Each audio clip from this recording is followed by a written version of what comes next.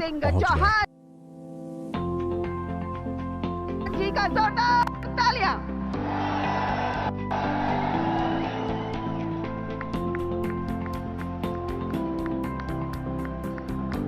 तालियां बजती रहनी चाहिए देवियों और सज्जनों, भाइयों और बहनों।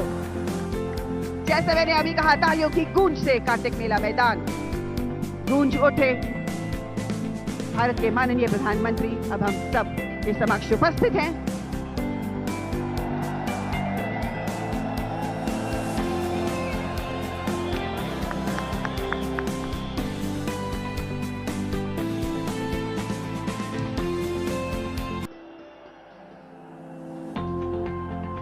स्वागत स्वागत अति स्वागतम, शुभ स्वागतम, आनंद मंगल मंगलम, बहुत बहुत स्वागत।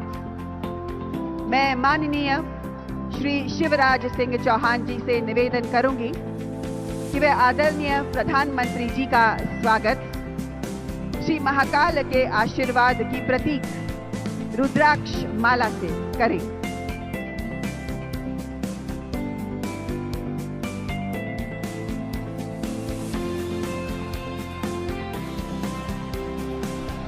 हमारे मालवा प्रदेश के गौरवशाली इतिहास की प्रतीक मालवी पगड़ी माननीय मुख्यमंत्री ने अभी प्रधानमंत्री जी को पहनाई और अब रुद्राक्ष माला भेंट करी है और अंग वस्त्र के साथ माननीय प्रधानमंत्री का अति स्वागत, शुभ स्वागत।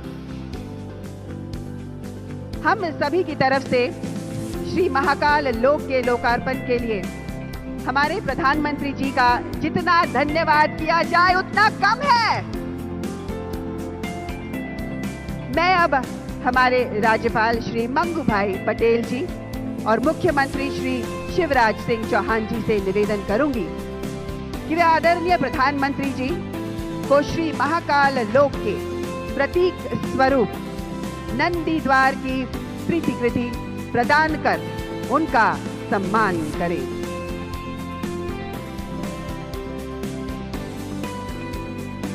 राज्यपाल जी और मुख्यमंत्री जी श्री महाकाल लोक के प्रतीक स्वरूप नंदी द्वार की प्रतिकृति को प्रधानमंत्री जी को प्रदान कर रहे हैं। यह प्रतीक श्री महाकाल लोक का एक लघु स्वरूप है। प्रधानमंत्री जी, आपको यह प्रतीक इस भक्तिमय लोकार्पण की सदैव याद दिलाता रहेगा, यही हमारी आशा है।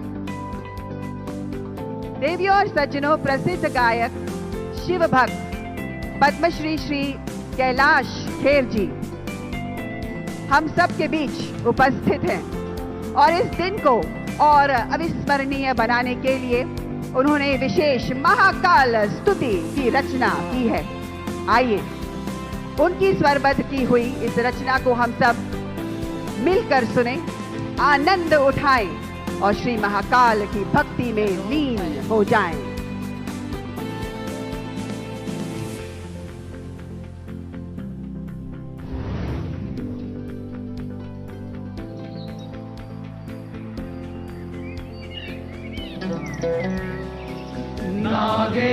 नागेन्द्रहाराय त्रिलोचनाय भस्मांगरागाय महेश्वराय नित्याय दिगंबराय तस्मै नकाराय नमः शिवाय।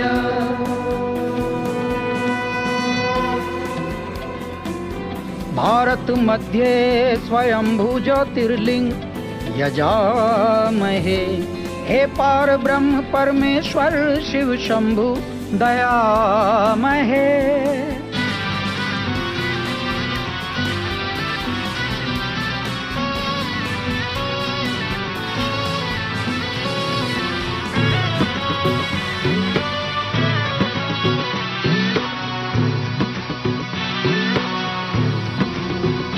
क्षिप्रा के तट पे अवंतिका उज्जैनी नगरी, महादेव के मनन में है मगन सगरी। गिरी, माहर सिद्धि पीठ कालिका विराजे, शिव शिव जापे।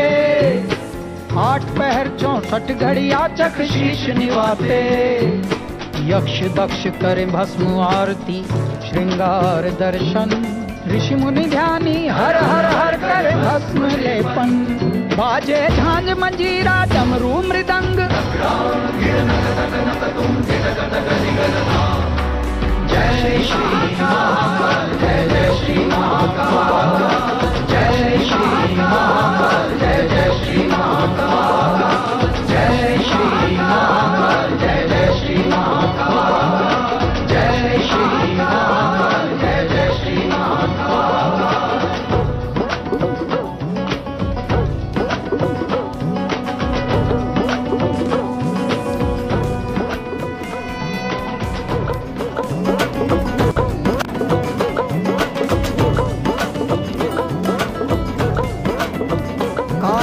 गाल में समाता विश्व सारा, 184 में भरमाता जगत पसारा। शिव शेखर नटराज गंगाधर उज्जैनी के राजा, नीलकंठ है चंद्रमौली ब्रह्मांड के महाराजा। विषधारक है जगतारक रहा तीनों लोक संभाल, काल भी जिसके वशीभूत है शिव शंभु महाकाल। जय श्री महाकाल, जय जय श्री महाकाल, जय श्री महाकाल, जय जय श्री महाकाल, जय श्री महाकाल, जय जय श्री महाकाल, जय श्री महाकाल, जय जय श्री महाकाल।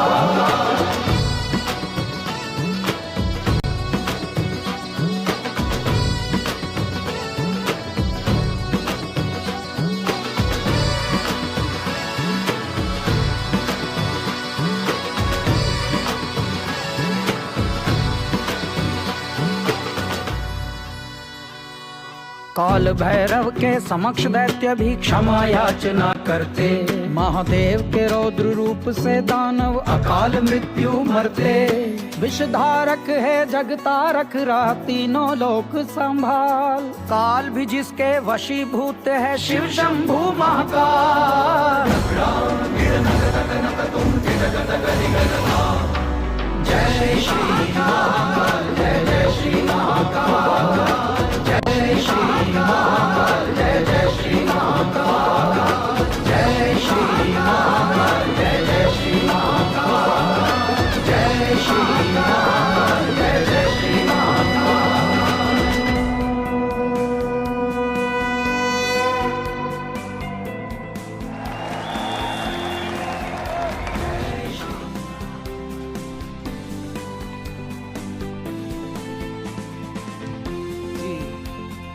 जय श्री महाकाल। ऐ मेरे उज्जैन वासियों, मैं नमन करता हूं इस पावन धरा को। और आज देवगण अवलोकन कर रहे हैं देवलोक से कि वाह भैया वाह, उज्जैन जो पुरातन नगरी है, जो सनातन नगरी है, उस पावन नगरी में ये कौन है जो शिव के वरद पुत्र ऐसा कुछ कर रहे हैं जो बहुत ऐतिहासिक है। उस ऐतिहासिक को करने के लिए एक ऐसा तपस्वी, एक ऐसा अवधूत पृथ्वी पर भेजा गया है जिसका नाम है नरों में इंद्र, नरेंद्र मोदी। बारंबार नमन है। संगीत और आध्यात्म को एक साथ लाना ये ख्वाब था हम लोगों के लिए। संतों को, संगीत को और मंदिरों को, प्रांगणों को, आध्यात्म को इकट्ठा कर देना ये हम लोगों के लिए कल्पना थी। अब मूर्त हो रहा है। मैं उनको नमन करते हुए मंचासीन जितने भी महामूर्तियां बैठी हैं उनको भी नमन करता हूं। हमारे बहुत ही कर्मठ और आदरणीय मुख्यमंत्री मध्य प्रदेश शिवराज सिंह चौहान, उनको भी बारंबार धन्यवाद और शुभकामनाएं। श्री महाकाल लोक उज्जैन, ये समझ लीजिए इस पृथ्वी पर कुछ ऐसी नगरी बसी जो सप्त ऋषियों ने बसाई थी, उनमें से एक है। ऊपर से राजाओं के राजा मेरे महाकाल, मेरे महादेव सबको आशीर्वाद दे रहे हैं। और मेरी दृष्टि में तो साहब इस वक्त मेरे महादेव बैठे हैं, ये जन समूह बनकर। अगर ये दुनिया है इस वक्त तो ये महाकाल ही है, ये मेरे महादेव ही हैं जो जनाधिक्य बनकर बैठे हुए हैं। बारंबार नमन है इस धरती को। मध्य प्रदेश के संस्कृति विभाग को मैं धन्यवाद देता हूं कि मेरे महादेव ने हमको चुना और आपका हम पर विश्वास रहा। हमने लिखा, कंपोज किया और गाया है। आप सभी का आशीर्वाद इसी प्रकार से बना रहे और संगीत और अध्यात्म एक साथ हमारी संततियों को और संस्कृति को बचाएगा। ये वचन रखिए याद। हम रहते फिल्मों में हैं लेकिन जीते इल्मों में हैं। हरिओम, जय श्री महाकाल। धन्यवाद श्री कैलाश खेर जी। देवियों और सज्जनों, पृथ्वी के नाभि केंद्र माने जाने वाले उज्जैन में आज हम जो स्वर्ण अवसर के साक्षी बने हैं उसका स्वरूप देखते ही बनता है। आदरणीय प्रधानमंत्री जी के मार्गदर्शन में श्री महाकाल लोक को इस भव्य प्रारूप देने का श्रेय हमारे मुख्यमंत्री श्री शिवराज सिंह चौहान जी को जाता है। मैं उनसे निवेदन करती हूँ कि इस पावन अवसर पर वो हमें इस परियोजना के बारे में बताएं और अपने विचार हमारे समक्ष रखें।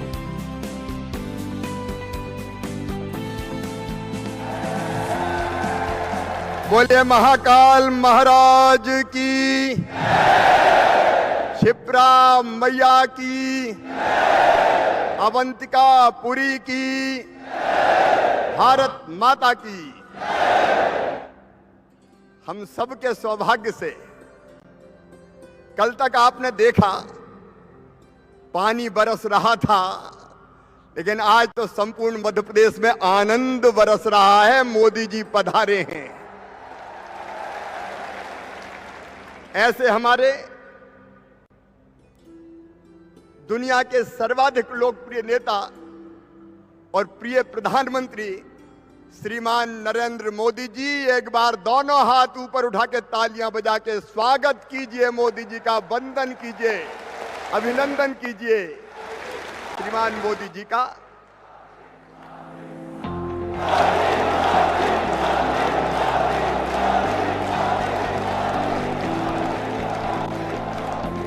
हमारे राज्यपाल मंगू भाई पटेल जी, अनुसुईया जी, केंद्र सरकार के हमारे आदरणीय मंत्रीगण, तोमर जी, सिंधिया जी, वीरेंद्र जी, फग्गन सिंह जी, प्रहलाद जी, मध्य प्रदेश सरकार के हमारे सभी साथी मंत्रीगण और अवंतिकापुरी में, केवल अवंतिकापुरी नहीं, मध्य प्रदेश के हर शहर में, हर गांव में, और केवल मध्य प्रदेश नहीं पूरे देश में प्रधानमंत्री जी को सुनने और भगवान शिव की पूजा करने बैठे हुए करोड़ों करोड़ बहनों और भाइयों, अद्भुत आनंद है। आज श्री महाकाल लोक का समर्पण माननीय मोदी जी ने महाकाल महाराज को ही किया है। अद्भुत महाकाल लोक बना है। भारत अत्यंत प्राचीन और महान राष्ट्र, 5000 साल से ज्यादा तो ज्ञात इतिहास है हमारा। दुनिया के विकसित देशों में जब सभ्यता के सूर्य का उदय नहीं हुआ था, तब हमारे यहाँ वेदों की ऋचाएं रच ली गई थी। एकम सत विप्रा बहुधा वदंती का मंत्र देने वाला भारत, आत्मवत सर्वभूतेषु सिया राम मैं सब जग जानी, वसुदैव कुटुंबकम, प्राणियों में सद्भावना हो, विश्व का कल्याण हो, सब सुखी रहें, सबका मंगल हो, सबका कल्याण हो। सर्वे भवन्तु सुखिनः, सर्वे सन्तु निरामया, सर्वे भद्राणि पश्यन्तु मां कश्चित् दुर्भाग् भवेत्। दुनिया को यह संदेश देने वाला भारत। और आज मुझे कहते हुए गर्व है, भारत के उसी संदेश को मुझे याद आ रहा है कभी स्वामी विवेकानंद नरेंद्र उन्होंने कहा था सुदीर्घ रजनी समाप्ति जान पड़ती है, महानिशा का अंत निकट है। जो अंधे हैं वो देख नहीं सकते, जो बहरे हैं वो सुन नहीं सकते, लेकिन मैं स्पष्ट रूप से देख रहा हूं भारत माता एक बार फिर खड़ी हो रही है और विश्व गुरु के पद पर अधिष्ठित हो रही है। एक नरेंद्र ने कहा था, स्वामी विवेकानंद ने, और आज हम गर्व से कहते हैं दूसरे नरेंद्र पूरा कर रहे हैं। हमारे वेद, उपनिषद, गीता का ज्ञान, हमारा योग, आयुर्वेद, आयुष पूरी दुनिया में लेके गए हैं आदरणीय मोदी जी। भौतिक प्रगति और विकास की चर्चा नहीं करेंगे। एक वैभवशाली, गौरवशाली, संपन्न, समृद्ध और शक्तिशाली भारत का निर्माण उनके नेतृत्व में हो रहा है और हम सौभाग्यशाली हैं जो इन बलों के साक्षी हैं।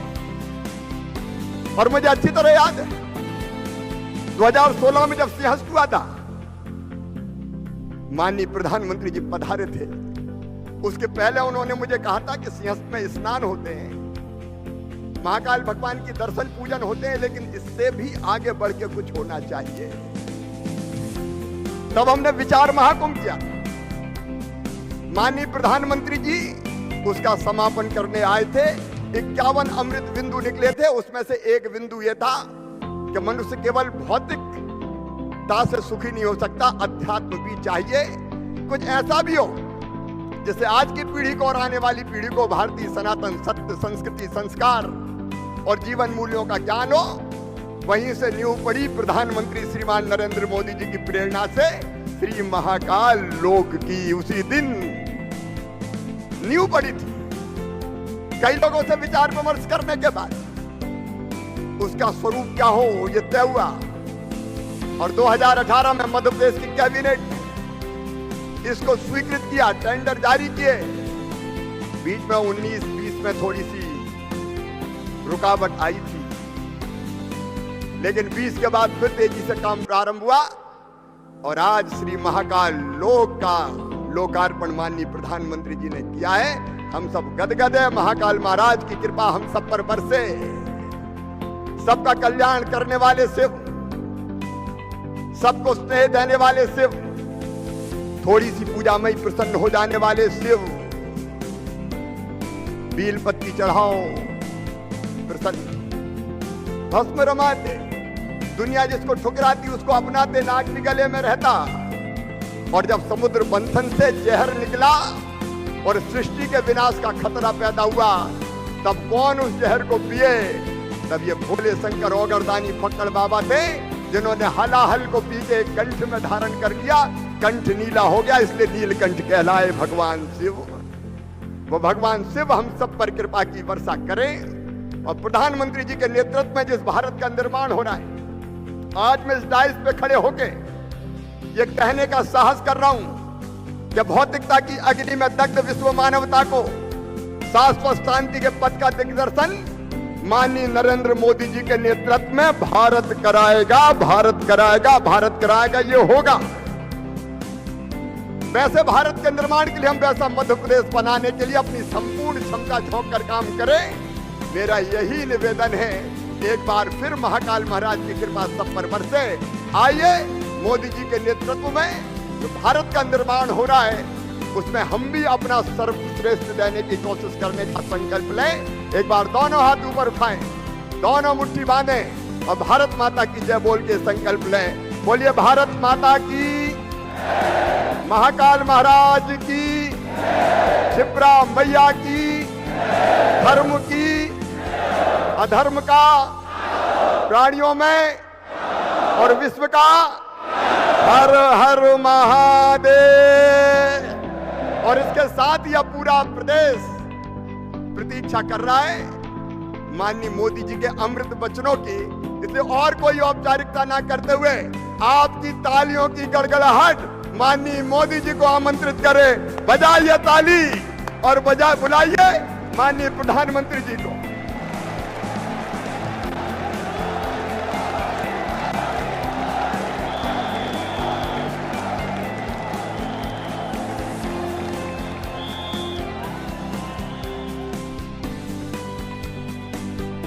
हर हर महादेव।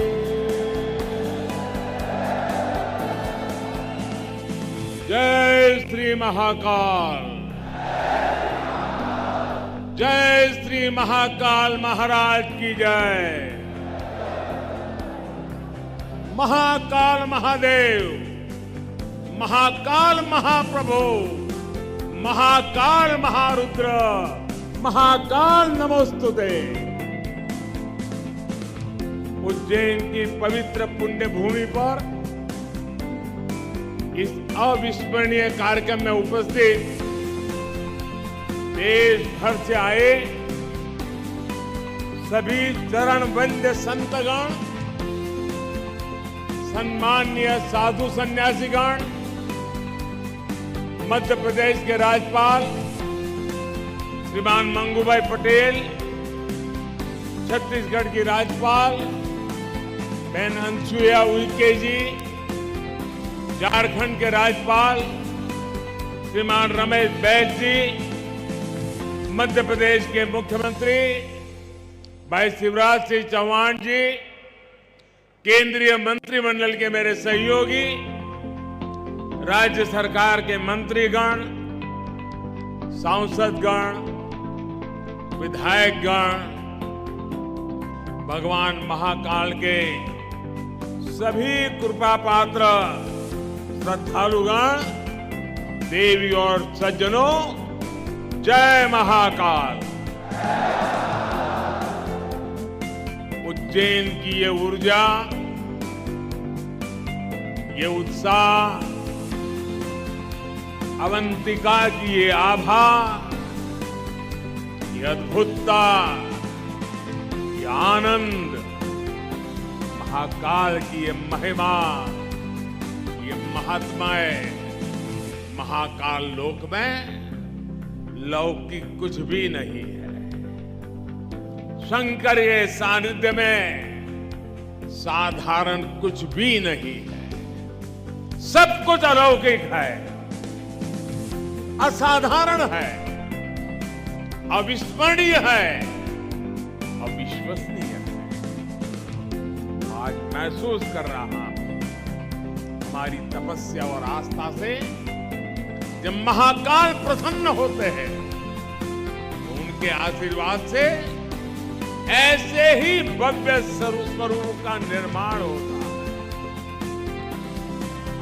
और महाकाल का आशीर्वाद जब मिलता है तो काल की रेखाएं मिट जाती हैं, समय की सीमाएं सिमट जाती है और अनंत के अवसर प्रस्फुटित हो जाते हैं। अंत से अनंत यात्रा आरंभ हो जाती है। महाकाल लोक की ये भव्यता भी समय की सीमाओं से परे आने वाली कई पीढ़ियों को अलौकिक दिव्यता के दर्शन कराएगी। भारत की सांस्कृतिक और आध्यात्मिक चेतना को ऊर्जा देगी। मैं इस अद्भुत अवसर पर राजाधिराज महाकाल के चरणों में शत शत नमन करता हूं। मैं आप सभी को देश और दुनिया में महाकाल के सभी भक्तों को हृदय से बहुत बहुत बधाई देता हूं। विशेष रूप से भाई शिवराज सिंह चौहान और उनकी सरकार, उनका मैं हृदय से अभिनंदन करता हूं, जो लगातार इतने समर्पण से इस सेवा यज्ञ में लगे हुए हैं। साथ ही मैं मंदिर ट्रस्ट से जुड़े सभी लोगों का, संतों और विद्वानों का भी आदरपूर्वक धन्यवाद करता हूं, जिनके सहयोग से इस प्रयास को सफल किया है। साथियों, महाकाल की नगरी उज्जैन के बारे में हमारे यहां कहा गया है, प्रलयो न बाधते, प्रलयो न बाधते तत्र महाकालपुरी, अर्थात महाकाल की नगरी प्रलय के प्रहार से भी मुक्त है। हजारों वर्ष पूर्व जब भारत का भौगोलिक स्वरूप आज से अलग रहा होगा, तब से ये माना जाता रहा है कि उज्जैन भारत के केंद्र में है। एक तरह से ज्योतिषीय गणनाओं में उज्जैन न केवल भारत का केंद्र रहा है, बल्कि ये भारत की आत्मा का भी केंद्र रहा है। ये वो नगर है जो हमारी पवित्र 7 पुरियों में से एक गिना जाता है। ये वो नगर है जहां स्वयं भगवान कृष्ण ने भी आकर शिक्षा ग्रहण की थी। उज्जैन ने महाराजा विक्रमादित्य का वो प्रताप देखा है जिसने भारत के नए स्वर्ण काल की शुरुआत की। महाकाल की इस धरती से विक्रम संवत के रूप में भारतीय काल गणना का एक नया अध्याय शुरू हुआ। उज्जैन के क्षण क्षण में, पल पल में इतिहास सिमटा हुआ है। कण कण में आध्यात्म समाया हुआ है और कोने कोने में ईश्वरीय ऊर्जा संचारित हो रही है। यहां काल चक्र का 84 कल्पों का प्रतिनिधित्व करते 84 शिवलिंग है। यहां 4 महावीर है, 6 विनायक है, 8 भैरव है, 8 मातृकाएं हैं, 9 ग्रह है, 10 विष्णु है, 11 रुद्र है, 12 आदित्य है, 24 देवियां है और 88 तीर्थ है। और इन सबके केंद्र में राजाधिराज, कालाधिराज, महाकाल विराजमान है। यानी एक तरह से हमारे पूरे ब्रह्मांड की ऊर्जा को हमारे ऋषियों ने प्रतीक स्वरूप में उज्जैन में स्थापित किया हुआ है। इसलिए उज्जैन ने हजारों वर्षों तक भारत की संपन्नता और समृद्धि का, ज्ञान और गरिमा का, सभ्यता और साहित्य का नेतृत्व किया है।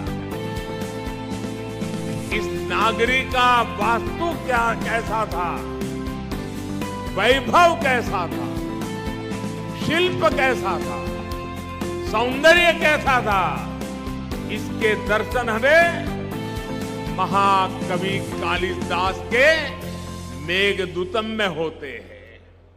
बाण भट्ट जैसे कवियों के काव्यों में यहाँ की संस्कृति और परंपराओं का चित्रण हमें आज भी मिलता है। यही नहीं, मध्यकाल के लेखकों ने भी यहाँ के स्थापत्य और वास्तुकला का गुणगान किया है। भाइयों और बहनों, किसी राष्ट्र का सांस्कृतिक वैभव इतना विशाल तभी होता है जब उसकी सफलता का परचम विश्व पटल पर लहरा रहा होता है। और सफलता के शिखर तक पहुंचने के लिए भी ये जरूरी है कि राष्ट्र अपने सांस्कृतिक उत्कर्ष को छुए, अपनी पहचान के साथ गौरव से सर उठा करके खड़ा हो जाए। इसलिए आजादी के अमृत काल में भारत ने गुलामी की मानसिकता से मुक्ति और अपनी विरासत पर गर्व जैसे पंच प्राण का आह्वान किया है। इसलिए आज अयोध्या में भव्य राम मंदिर का निर्माण पूरी गति से हो रहा है। काशी में विश्वनाथ धाम भारत की सांस्कृतिक राजनीति का गौरव, राजधानी का गौरव बढ़ा रहा है। सोमनाथ में विकास के कार्य में एक कीर्तिमान स्थापित कर रहे हैं। उत्तराखंड में बाबा केदार के आशीर्वाद से केदारनाथ, बद्रीनाथ तीर्थ क्षेत्र में विकास के नए अध्याय लिखे जा रहे हैं। आजादी के बाद पहली बार 4 धाम प्रोजेक्ट के जरिए हमारे चारों धाम ऑल वेदर रोड से जुड़ने जा रहे हैं। इतना ही नहीं, आजादी के बाद पहली बार करतारपुर साहिब कॉरिडोर खुला है, हेमकुंड साहिब रोपवे से जुड़ने जा रहा है। इसी तरह स्वदेश दर्शन और प्रसाद योजना से देश भर में हमारी आध्यात्मिक चेतना के ऐसे कितने ही केंद्रों का गौरव पुनः स्थापित हो रहा है। और अब इसी कड़ी में ये भव्य, अति भव्य महाकाल लोक भी अतीत के गौरव के साथ भविष्य के स्वागत के लिए तैयार हो चुका है। आज जब हम उत्तर से दक्षिण तक, पूरब से पश्चिम तक अपने प्राचीन मंदिरों को देखते हैं तो उनकी विशालता, उनका वास्तु हमें आश्चर्य से भर देता है। कोणार्क का सूर्य मंदिर हो या महाराष्ट्र में एलोरा का कैलाश मंदिर, ये विश्व में किसी विस्मित नहीं करते। कोणार्क सूर्य मंदिर के तरह ही गुजरात का मोढेरा सूर्य मंदिर भी है, जहां सूर्य की प्रथम किरणें सीधे गर्भगृह तक प्रवेश करती है। इसी तरह तमिलनाडु के तंजौर में राजा राजचोल द्वारा बनाया गया ब्रह्मदेवेश्वर मंदिर है। कांचीपुरम में वरदराजा पेरुमल मंदिर है। रामेश्वरम में रामनाथ स्वामी मंदिर है। बेलूर का चन्नकेशवा मंदिर है। मदुराई का मीनाक्षी मंदिर है। तेलंगाना का रामप्पा मंदिर है। श्रीनगर में शंकराचार्य मंदिर है। ऐसे कितने ही मंदिर हैं। वो बेजोड़ है, कल्पनातीत है, न भूतो न भविष्यति के जीवंत उदाहरण है। जब इन्हें देखते हैं तब सोचने को मजबूर हो जाते हैं, उस दौर में, उस युग में किस तकनीक से इन निर्माण हुए होंगे। हमारे सारे प्रश्नों के उत्तर हमें भले ही न मिलते हो, लेकिन इन मंदिरों के आध्यात्मिक सांस्कृतिक संदेश हमें उतनी ही स्पष्टता से आज भी सुनाई देते हैं। जब पीढ़ियां इस विरासत को देखती हैं, उसके संदेशों को सुनती हैं, तो एक सभ्यता के रूप में ये हमारी निरंतरता और अमरता का जरिया बन जाता है। महाकाल लोक में ये परंपरा उतने ही प्रभावी ढंग से कला और शिल्प के द्वारा उकेरी गई है। ये पूरा मंदिर प्रांगण शिव पुराण की कथाओं के आधार पर तैयार किया गया है। आप यहां आएंगे तो महाकाल के दर्शन के साथ ही आपको महाकाल की महिमा और महत्व के भी दर्शन हो। पंचमुखी शिव, उनके डमरू, सर्प, त्रिशूल, अर्धचंद्र और सप्तऋषि, इनके भी उतने ही भव्य स्वरूप यहां स्थापित किए गए हैं। ये वास्तु, इसमें ज्ञान का ये समावेश, ये महाकाल लोक को उसके प्राचीन गौरव से जोड़ देता है, उसकी सार्थकता को और भी बढ़ा देता है। भाइयों और बहनों, हमारे शास्त्रों में एक वाक्य है, शिवम ज्ञानम, शिवम ज्ञानम। इसका अर्थ है शिव ही ज्ञान है और ज्ञान ही शिव है। शिव के दर्शन में ही ब्रह्मांड का सर्वोच्च दर्शन है और दर्शन ही शिव का दर्शन है। इसलिए मैं मानता हूं हमारे ज्योतिर्लिंगों का ये विकास भारत की आध्यात्मिक ज्योति का विकास है, भारत के ज्ञान और दर्शन का विकास है। भारत का यह सांस्कृतिक दर्शन एक बार फिर शिखर पर पहुंचकर विश्व के मार्गदर्शन के लिए तैयार हो रहा है। साथियों, भगवान महाकाल एकमात्र ऐसे ज्योतिर्लिंग है जो दक्षिण मुखी है। ये शिव के ऐसे स्वरूप है जिसकी भस्म आरती पूरे विश्व में प्रसिद्ध है। हर भक्त अपने जीवन में भस्म आरती के दर्शन जरूर करना चाहता है। भस्म आरती का धार्मिक महत्व यहां उपस्थित आप सब संतगण ज्यादा गहराई से पता पाएंगे, लेकिन मैं इस परंपरा में हमें भारत की जीवटता और जीवंतता के दर्शन भी करता हूं। मैं इसमें भारत के अपराजेय अस्तित्व को भी देखता हूं, क्योंकि जो शिव सोयम भूति विभूषण,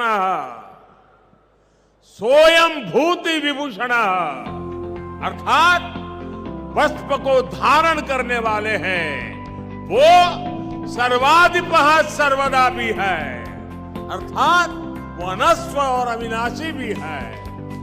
इसलिए जहां महाकाल है वहां कालखंडों की सीमाएं नहीं है। महाकाल की शरण में विश्व में भी स्पंदन होता है। महाकाल के सानिध्य में अवसान से भी पुनर्जीवन होता है, अंत से भी अनंत की यात्रा आरंभ होती है। यही हमारी सभ्यता का वो आध्यात्मिक आत्मविश्वास है जिसके सामर्थ्य से भारत हजारों वर्षों से अमर बना हुआ है, अजरा अमर बना हुआ है। अब तक हमारी आस्था के केंद्र जागृत है, भारत की चेतना जागृत है, भारत की आत्मा जागृत है। अतीत में हमने देखा है प्रयास हुए, परिस्थितियां पलटी, सत्ताएं बदली, भारत का शोषण भी हुआ, आजादी भी गई। इल्तुतमिश जैसे आक्रमणकारियों ने उज्जैन की ऊर्जा को भी नष्ट करने के प्रयास किए, लेकिन हमारे ऋषियों ने कहा है,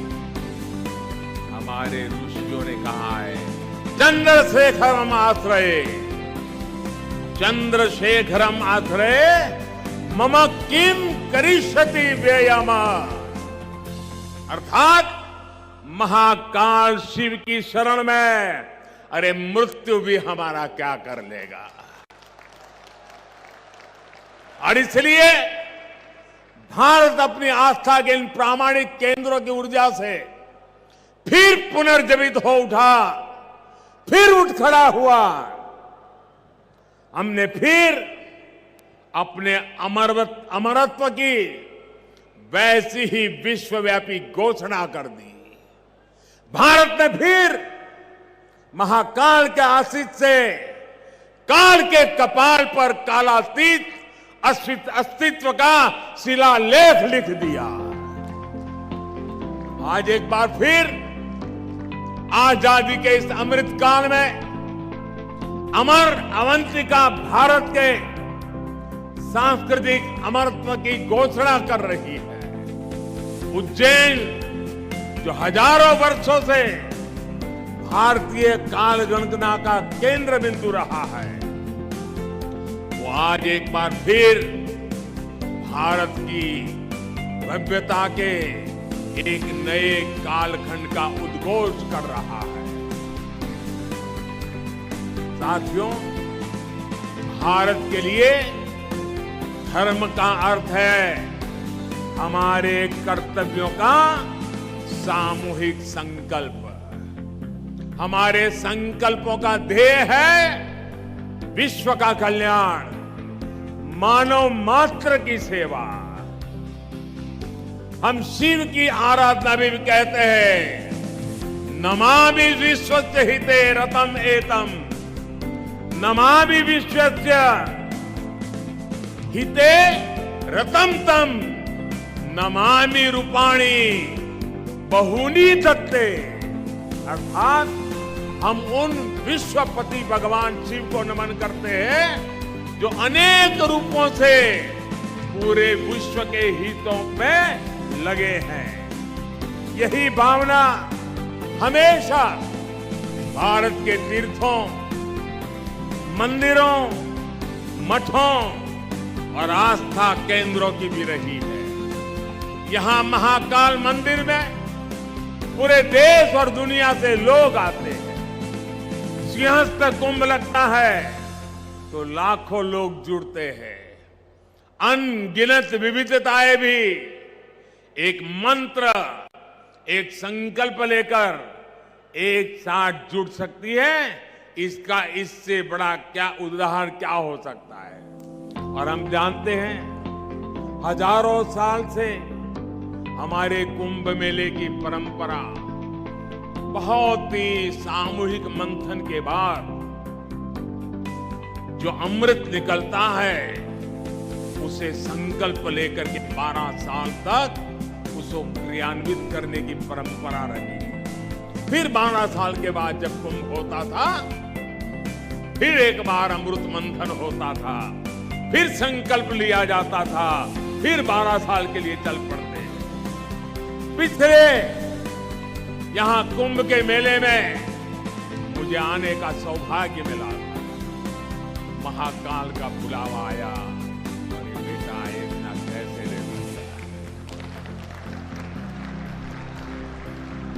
और उस समय कुंभ की हजारों साल की पुरानी परंपरा, उस समय जो मन मस्तिष्क में मंथन चल रहा था, जो विचार प्रवाह बह रहा था, मां क्षिप्रा के तट पे अनेक विचारों से मैं घिरा हुआ था। और उसी में से मन कर गया, कुछ शब्द चल पड़े, पता नहीं कहां से आए, कैसे आए, और जो भाव पैदा हुआ था वो संकल्प बन गया, आज वो सृष्टि के रूप में नजर आ रहा है। मैं ऐसे साथियों को बधाई देता हूं कि जिन्होंने उस समय के उस भाव को आज चरितार्थ करके दिखाया है। सबके मन में शिव और शिवत्व के लिए समर्पण, सबके मन में क्षिप्रा के लिए श्रद्धा, जीव और प्रकृति के लिए संवेदनशीलता, और इतना बड़ा समागम विश्व के हित के लिए, विश्व की भलाई के लिए कितनी प्रेरणा यहां निकल सकती है। भाइयों और बहनों, हमारे इन तीर्थों ने सदियों से राष्ट्र को संदेश भी दिए हैं और सामर्थ्य भी दिया है।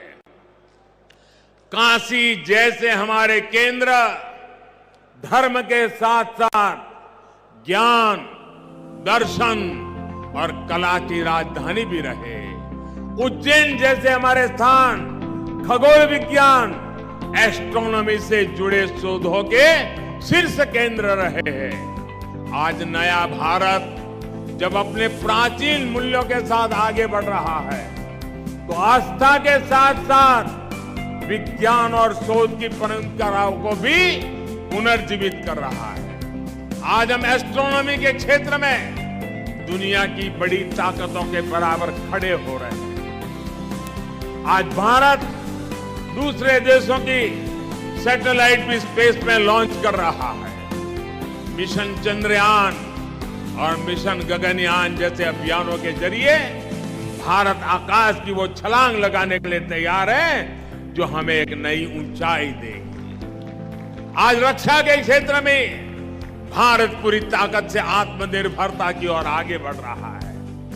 इसी तरह आज हमारे युवा स्किल हो, स्पोर्ट्स हो, स्पोर्ट्स में भी स्टार्टअप, एक चीज नहीं, नए स्टार्टअप के साथ, नए यूनिकॉर्न के साथ हर क्षेत्र में भारत की प्रतिभा का डंका बजा रहे हैं। और भाइयों बहनों, हमें भी याद रखना है, ये न भूले, जहां इनोवेशन है वहीं पर रिनोवेशन भी है।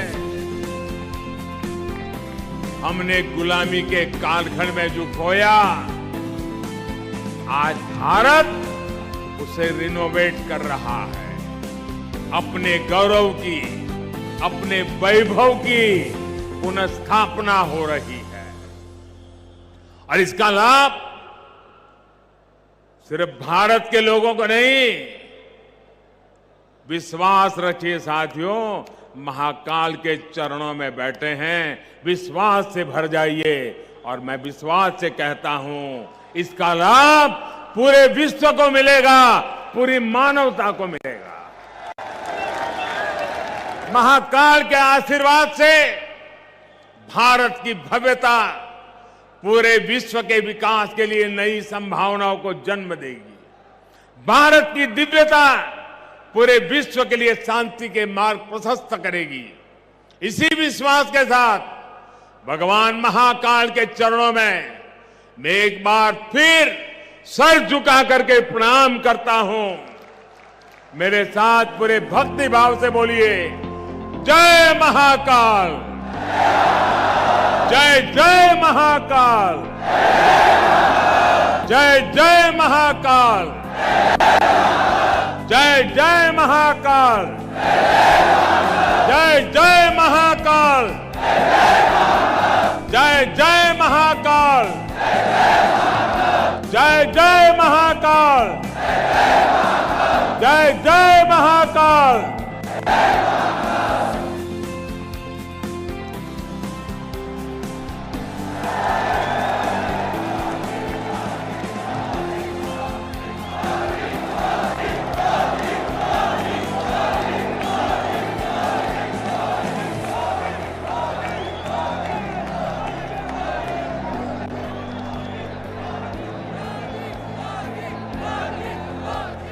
तालियां बजती रहनी चाहिए जोरदार।